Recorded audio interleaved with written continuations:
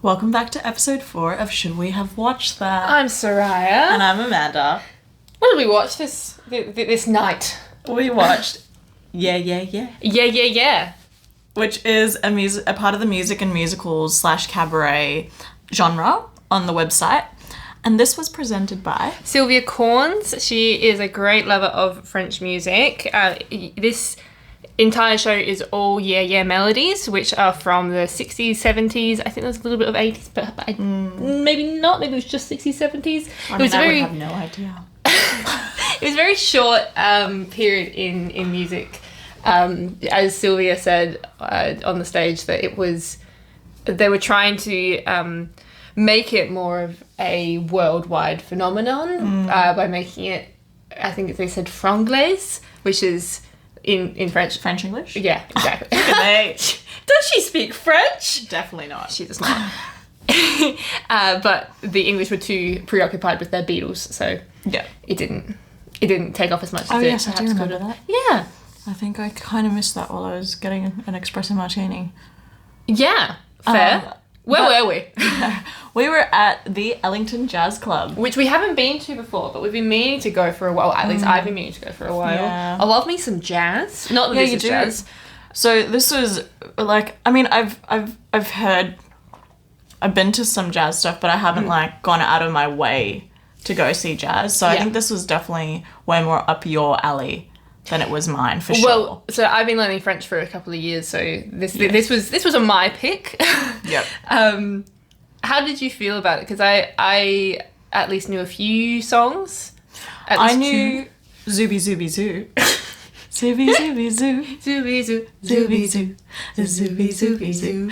So I knew one song, guys. And it was the first one, and I was like, oh yeah, I can get into this. And then I knew none of them. I think so. I think that's how they got into it. Because we were sat in, when we first came into the seated tickets and standing tickets, and we had seated tickets, and we went to the left-hand side of the band, pretty much in line with them, and that was our bad. We shouldn't have done that. It's not a good spot for a mic'd up band or a band that has like an electric guitar, because it felt very off balance in terms of sound when we were sitting there. It looked very comfy, and that's kind of why we gravitated towards the high seating. But then we just kind of realized that the sound just felt a bit off kilter. Yeah, all we could hear was a guitar, really. We could barely hear Sylvia singing. Yeah. And it's like, it's French music, we want to hear the French. Yeah, exactly. So we did end up moving during the second song. Amanda had the idea, and I'm so glad much we did. better. Yeah. So we moved towards the bar. We were directly in front of the bar in the centre. And that was, so much better than sound quality. We could actually hear Sylvia. Yeah. It was nice. Yeah. So we were a bit concerned when we got there at the beginning, and we sat down because we were thinking, oh no, like everything just sounds very off balance. But once we moved, everything felt way more balanced. Yeah. So that's on us. So make sure you've got, if it's not sounding good, and if you do go, definitely maybe change up your seating arrangement. Yeah. I think it's worth, even if you do think like you're in a comfy seat, it's worth moving, or like even if you think you have a good place to stand, it's worth moving to another area. Yeah. Even if you're standing in a bit of discomfort, you'll enjoy the show more. Yeah, 100%. Yeah. So overall thoughts. What did you think? So it was a 5-piece band with Sylvia as well as 2 backup vocalists. I believe his name was Mark, who played flute, saxophone, guitar, and sang. Yeah. Along with Sylvia, and he was great. Oh my goodness, his voice was beautiful. And the sexy saxophone, when it came out, I love a sexy man. There was... So dumb. I do. There was a moment where he was playing really like low, like really quietly. I don't know why that makes the jazz sax sexier, but it's just softly in the background, and Sylvia's talking to us about some French history, history of okay, so overall thoughts. I got sidetracked, sorry. No, that's fine.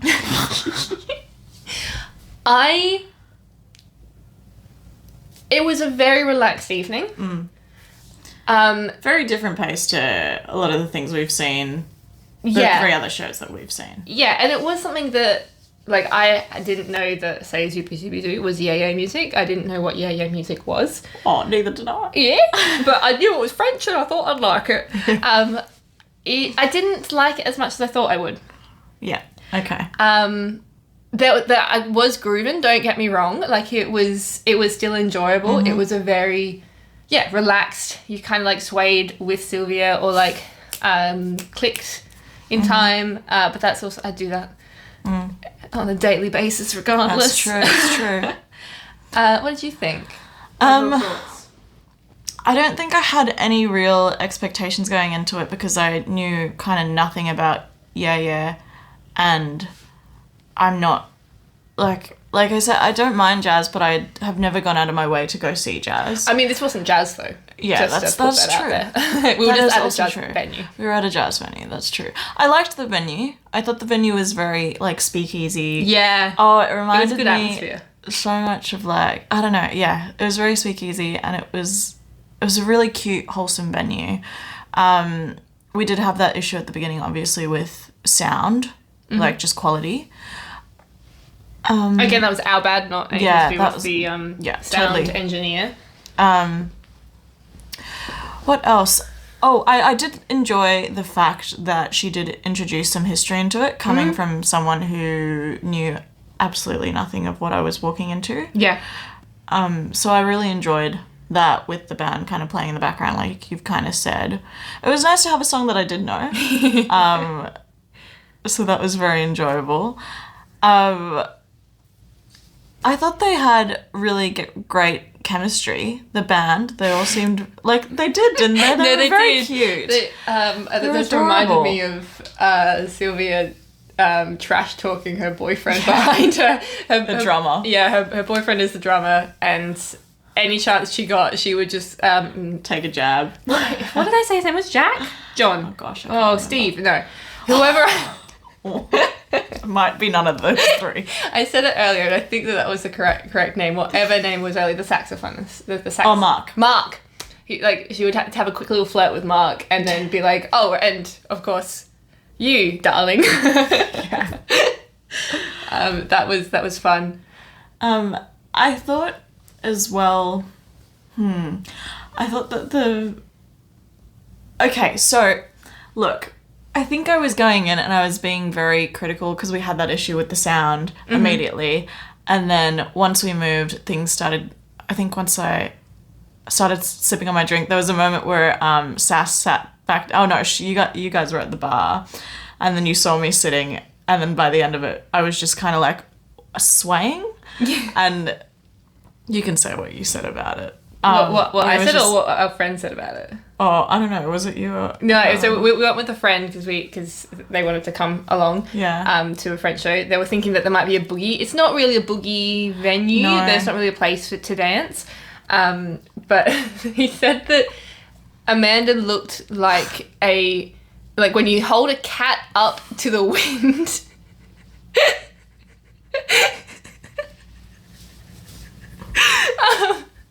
Because she just had this, like, happy little smile on her face. She was swaying slightly in the breeze. That wasn't there. If she was a cat in the wind, that breeze. It's like there was no thoughts in your head. No. But not in a bad way. No. You looked like you were having a gentle time. I think this was a really nice change of pace, especially after being mildly concussed from fainting. You didn't read our review of History of House. Amanda, after seeing that show at 2 p.m, fainted and hit her head when we were in the emergency department. Yeah. Big energy. Currently here with a black eye. So it was a really nice change of pace, and I think once I was able to actually turn off my critique brain, I actually quite enjoyed it because I was being a cat swaying in the wind, smiling. I think I just went on an autopilot and then I just actually started to enjoy it for what it was. Yeah. Which took a while to get there, but I think once I was actually able to switch that off, I started to really enjoy it, and I thought it was very wholesome, and it was like I said, just a really nice change of pace from all the high energy 3 other shows that we have seen. Yeah. So this one was 60 minutes long. Mm-hmm. It's a $30 to $38 price ticket. That's for sitting or standing. So sitting is, of course, the more expensive option. If you like world music and you're wanting to expand and like try something new, I think it is worth it because it is a small venue, and obviously like these artists, like they like beautifully playing instruments. That was a badly constructed sentence. The musicians played their instruments beautifully. They are obviously highly skilled. We also had a cameo appearance by a ventriloquist, which was pretty funny and so unexpected. I think that's when I started to turn my brain off. Because you realised it was actually just a fun event instead of being something serious. Yeah. And so I think that's when I just started to enjoy it for what it was. But that was fun.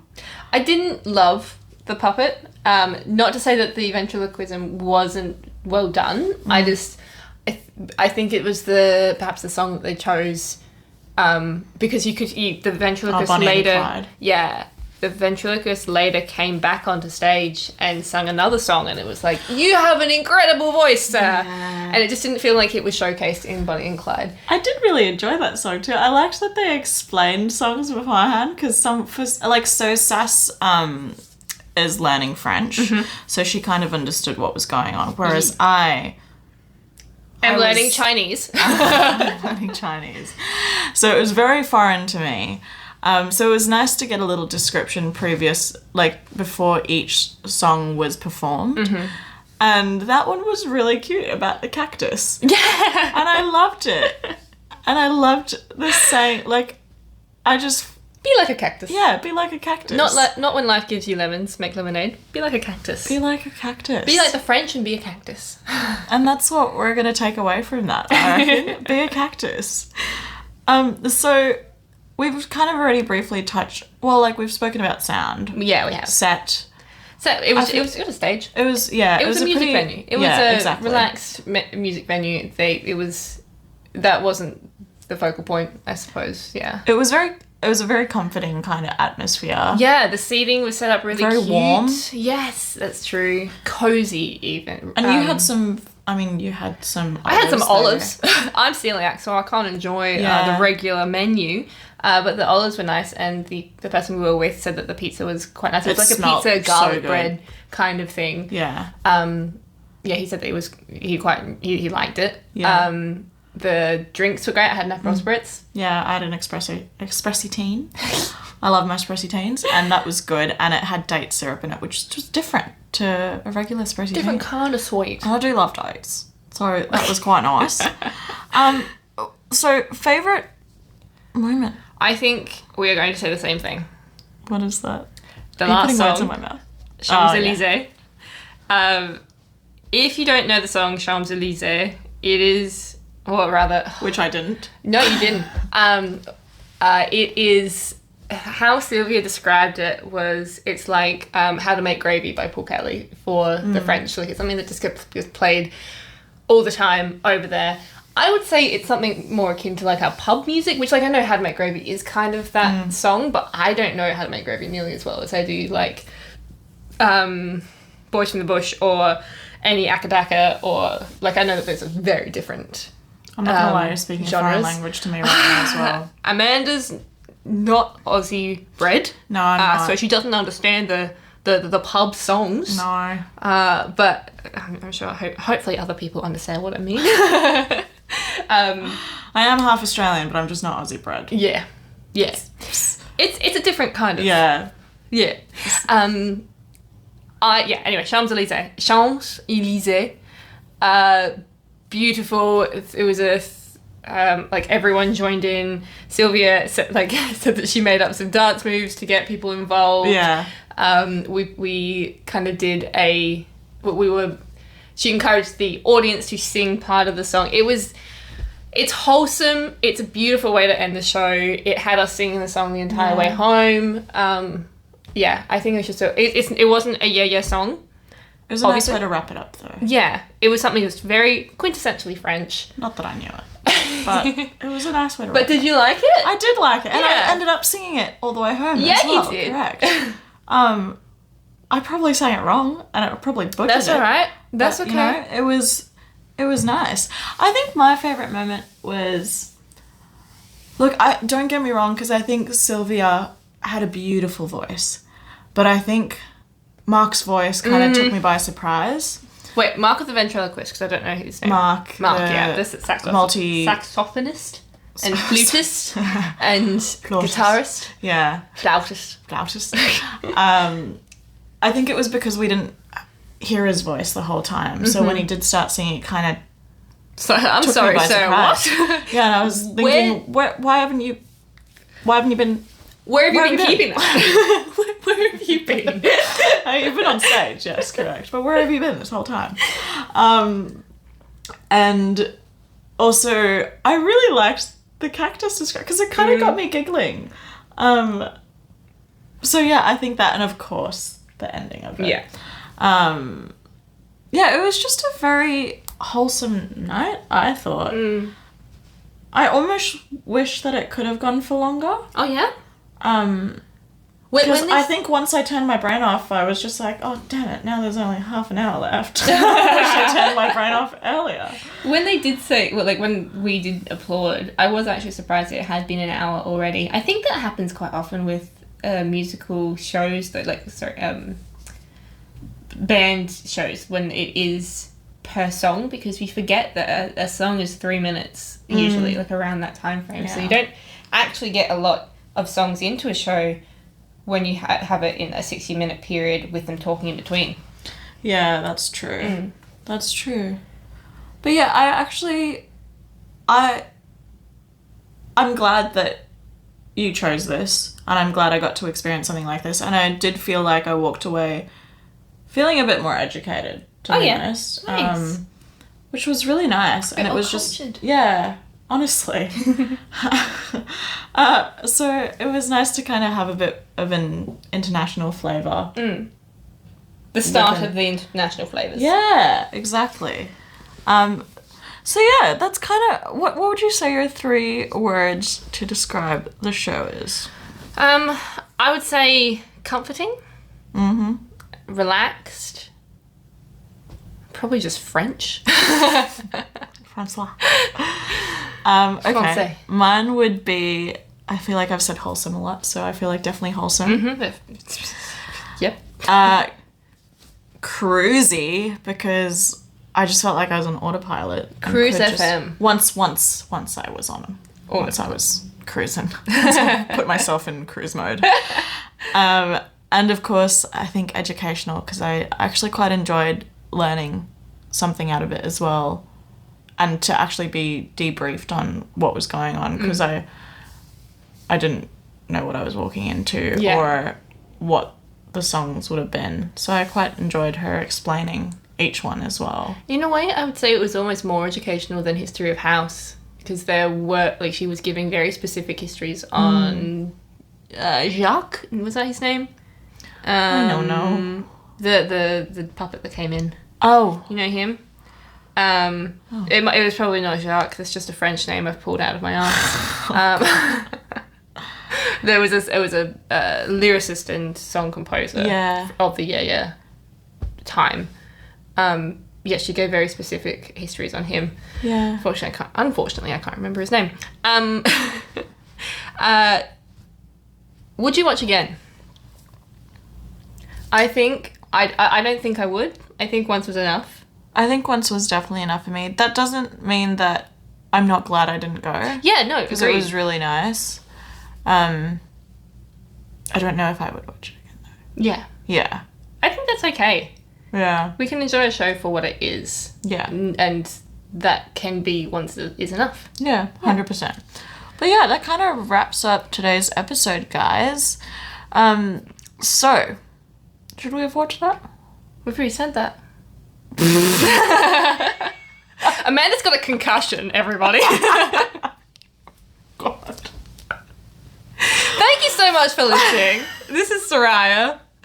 And And I'm Amanda. And we'll catch you on the next one. We'll be watching a Tim Burton burlesque, a Tim Burton burlesque tribute, which is part of the cabaret and variety burlesque genre on the Perth Fringe World website. So tune in next time to hear about that. Thank you so much for listening. Thanks, guys. Bye.